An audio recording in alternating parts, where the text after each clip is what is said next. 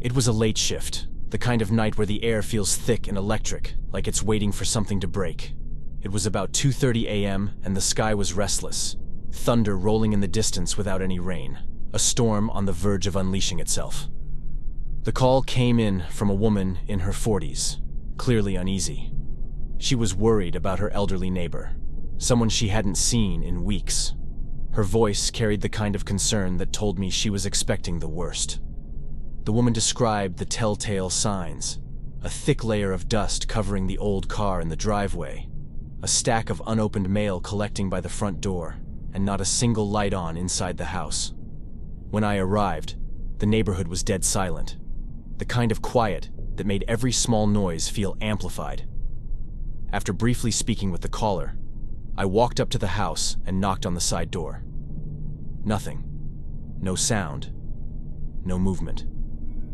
I tried again. Louder this time, but still no response. My instincts kicked in.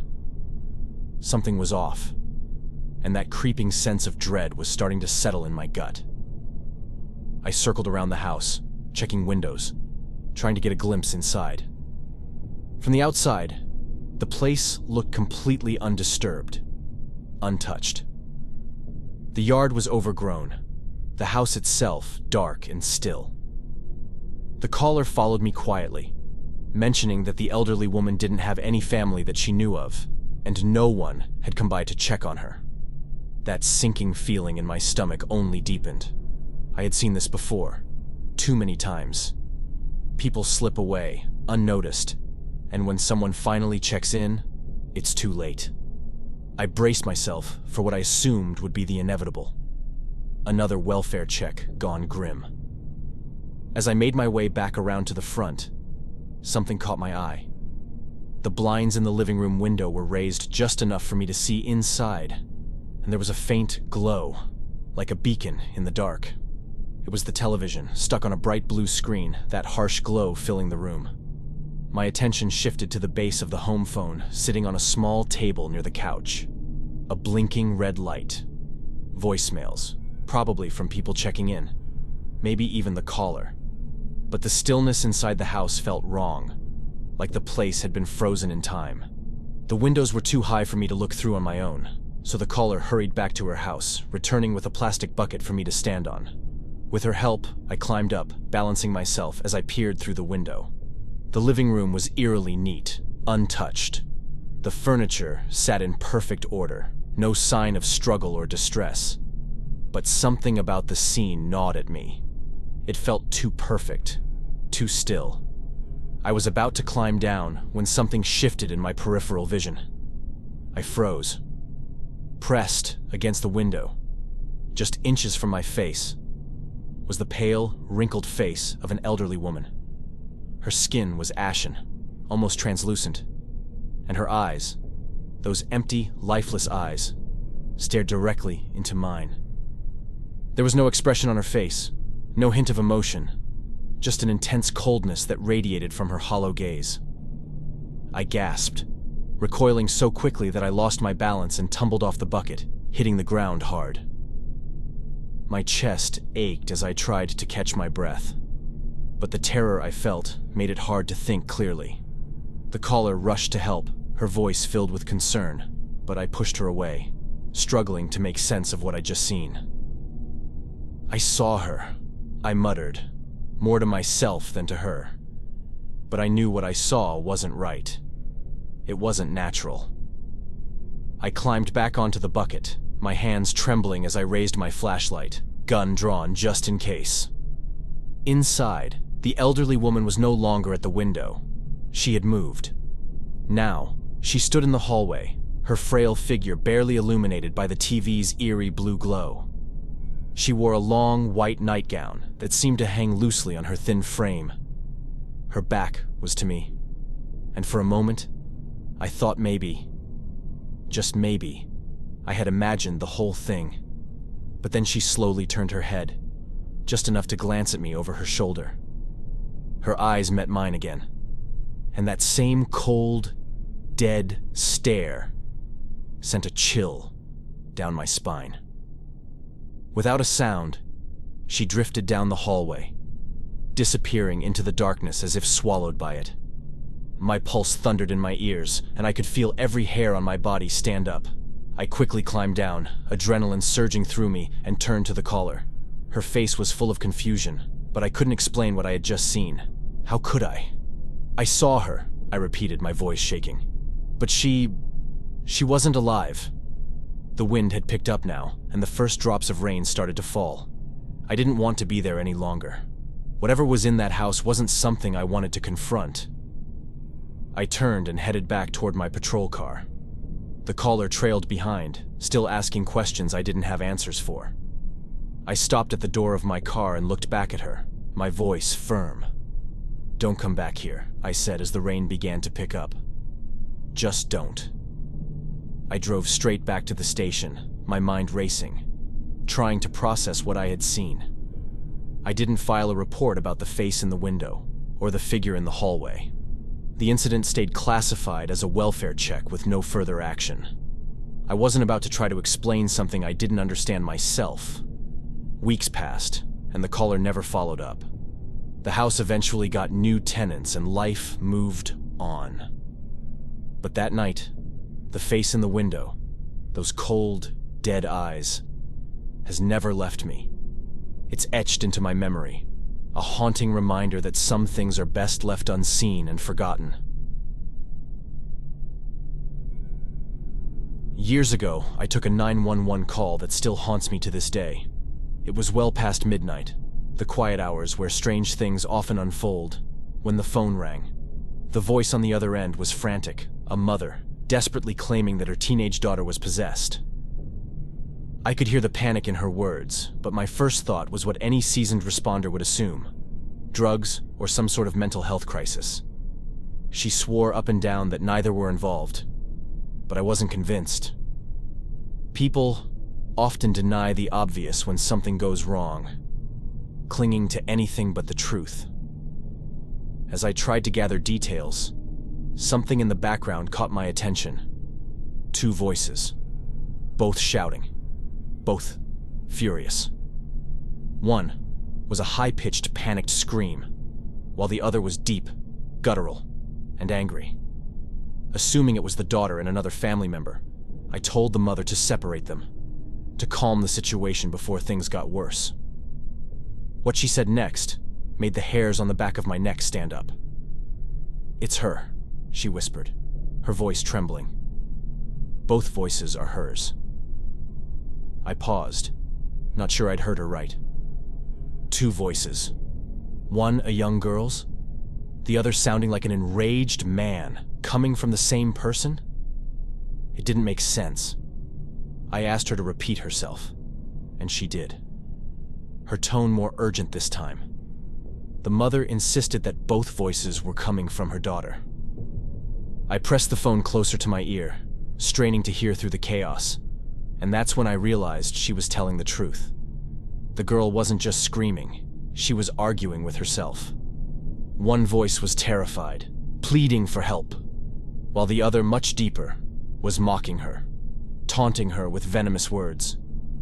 I arrived at the house minutes later, my heart already racing. The storm outside had picked up, with flashes of lightning illuminating the dark streets. The house was old, worn down, and the lights inside flickered ominously as I approached. Even from outside the front door, I could hear the shouting, a cacophony of rage and fear that echoed through the walls. I knocked, but no one answered. The door creaked open under my hand, and I stepped inside, greeted by an overwhelming sense of dread. In the corner of the living room, the family huddled together. 2 parents and 2 younger children, their faces pale with fear. They pointed down the hall toward the girl's bedroom, where the screams were coming from. No one said a word. They didn't have to. Their expressions said it all. I walked slowly down the narrow hallway, my hand hovering near my sidearm. Every step felt heavier, the air growing colder with each passing second. When I reached the doorway, I froze. There, on the floor of her bedroom, was the girl, writhing and thrashing as though something invisible had a hold on her. Her body twisted and contorted in ways no human body should. But it wasn't the sight of her movements that made me stop in my tracks. It was the sound. Two voices again, coming from her mouth. One was her own, a frantic, desperate cry for help. The other was darker, angrier, filled with malice. They overlapped, fighting for dominance, both coming from her, yet somehow separate. It was like someone, or something, was inside her, battling for control of her body and mind. The temperature in the room dropped sharply, and I could feel the chill seep into my bones. It was a cold unlike any I'd ever felt before, almost unnatural. My breath fogged in front of me, and the girl's movements grew more violent. Her eyes, wild and unseeing, rolled back into her head, her mouth twisting into a grotesque snarl. I could hear the parents whispering from behind me. They had mentioned earlier that they were deeply religious, and now I understood why they had called me. This wasn't something they could explain away, and neither could I.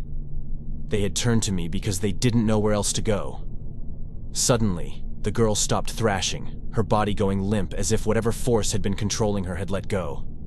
The room fell deathly silent, the only sound my own rapid breathing. I thought for a moment that it was over, that she had somehow fought off whatever had taken hold of her. But then, slowly, her head turned toward me, her eyes locking onto mine. There was something in her gaze, something dark, something ancient. I could feel it staring through her, into me. And then, the voice spoke. The male voice, the one that had been tormenting her, growled out my name. I hadn't introduced myself. I hadn't said a word since I entered the house. But somehow, it knew. Fear surged through me like ice water, and I stumbled back, fumbling for my radio. "We need backup," I shouted, my voice shaking. "Now!" But even as I called for help, I didn't know what kind of backup I was asking for. What were we supposed to do against something like this? The girl's body convulsed again, and this time she let out a scream so guttural, so unnatural, that it made the hair on my arms stand on end. Her parents rushed forward trying to hold her down, but she flung them off with a strength that didn't belong to a teenage girl. Her mother clutched a small cross, whispering prayers through trembling lips, but it seemed to do nothing. The air grew colder still, so cold that I could see frost forming on the window panes. Whatever was in that room, whatever had taken hold of that girl, wasn't going to let go easily. And it wasn't just after her. It felt like it was after all of us. When backup finally arrived, I was outside, leaning against my patrol car, drenched in sweat despite the freezing air. I couldn't go back in there. I didn't want to. A few officers entered, but they didn't stay long.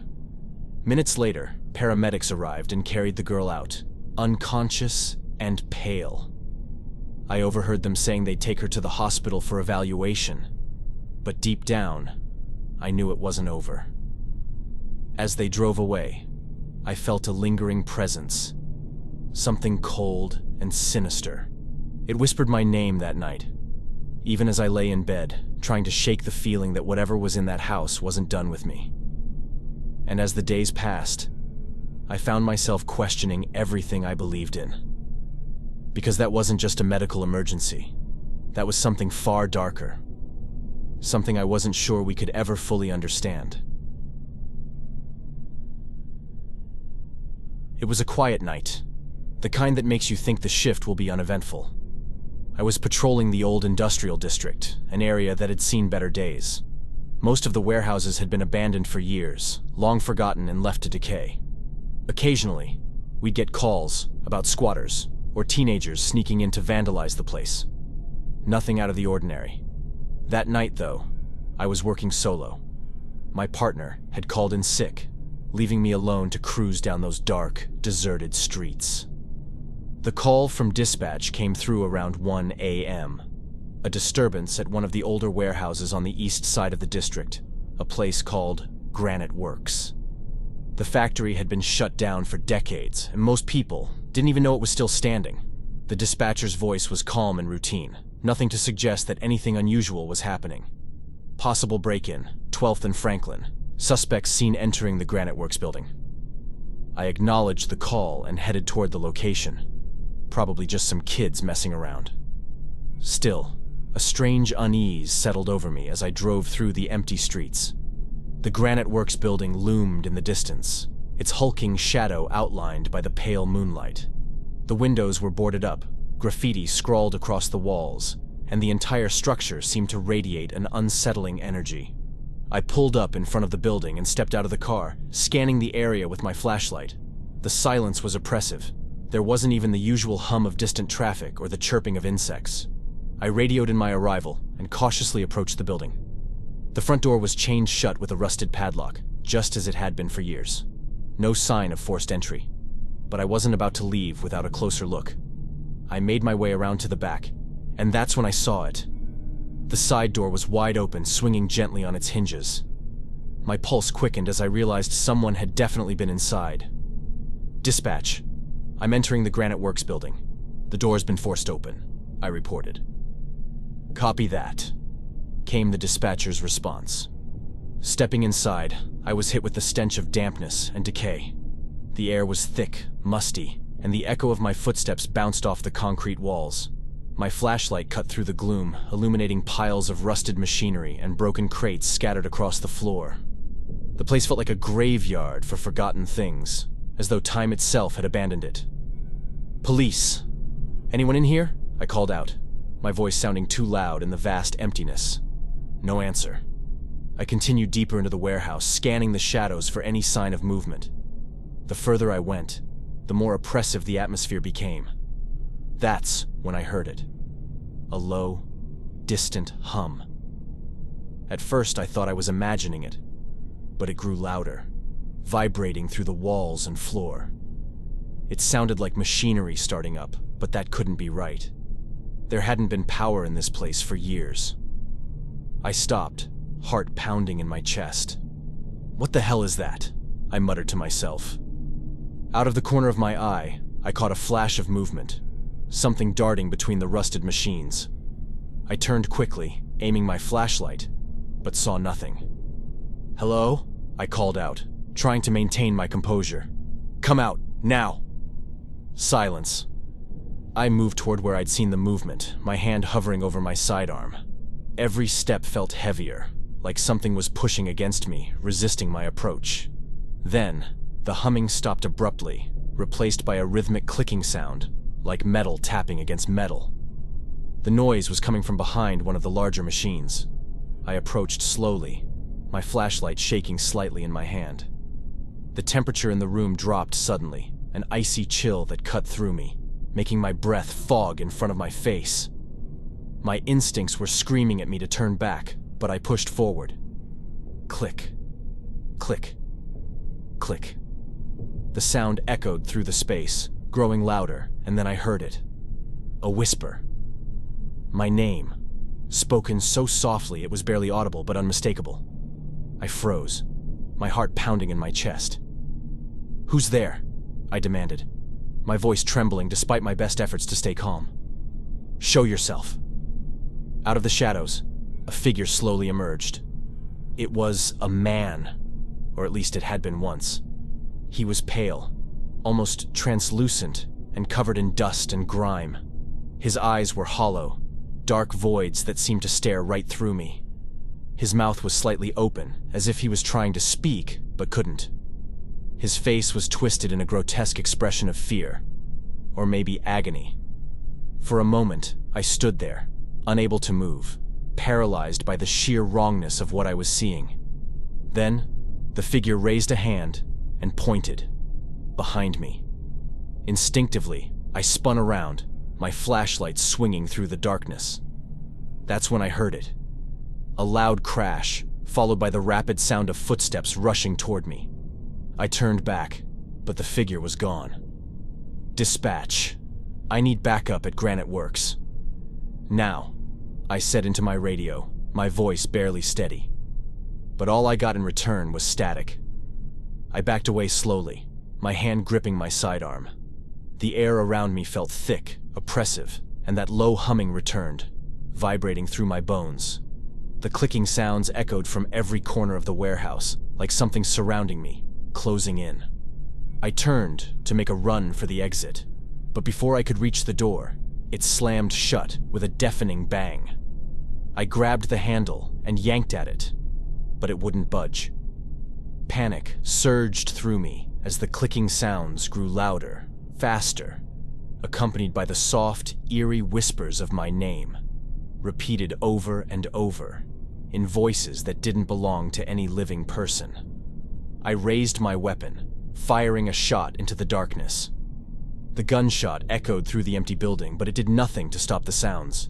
They only grew louder, more frantic, more insistent. I pressed myself against the door, pounding on it with everything I had, desperate to escape. And then, as suddenly as it had started, the noise stopped. The door creaked open on its own, as if inviting me to leave. I didn't hesitate. I bolted outside, gasping for breath, my heart racing. The cold night air hit me like a slap, but I didn't care. I was out, and that was all that mattered. I radioed in the incident, reporting it as a possible break-in with no suspects found. But deep down, I knew the truth. Something had been inside that warehouse.